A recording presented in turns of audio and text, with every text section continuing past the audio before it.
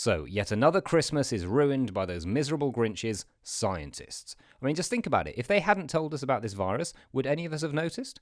I mean, we'd have just assumed that random people were getting sick and dying and blamed it on a vengeful deity, then sacrificed some animals and or people to assuage its wrath. But at least then we wouldn't have had to wear masks on the bus. I'm not saying we shouldn't listen to scientists about some things, I'm just saying we should use our common sense.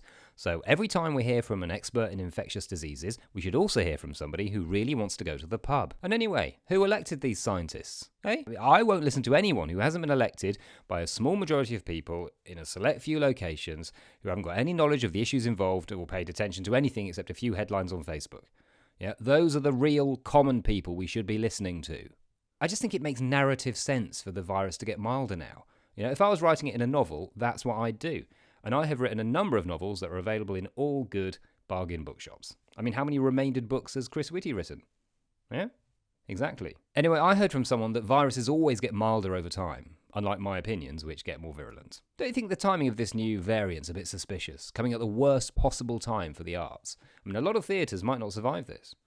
And that's probably a good thing, because they're all full of lefty liberal wokies. But I want them to close for the right reasons, not the wrong ones. Oi, scientists, you can put a man on the moon, but you can't convince me that I'm wrong. So how good are you, really? Apparently we have to save the NHS again. Well, maybe the NHS could do some saving of us for once, yeah? I mean, like last week, I called an ambulance and it didn't arrive for 5 hours. I mean, luckily there was nothing wrong with me. I was just testing their response time. But imagine if I'd been ill. We clap for them, but we pay for them with our taxes. Well, not my taxes. I mean, my financial situation is more opaque than the Met Police's policy on investigations, but the point still stands. Here's my radical idea for the NHS, all right? You're only allowed to go to the doctor if you're actually ill. If it turns out you're not actually ill, you have to pay the doctor a fee to say sorry. Yeah, I see no way in which that could backfire. The great thing is you can say what you like about doctors. If you end up in front of them in a hospital, they have to treat you. Yeah, they've taken an oath. Whereas I've just taken a side.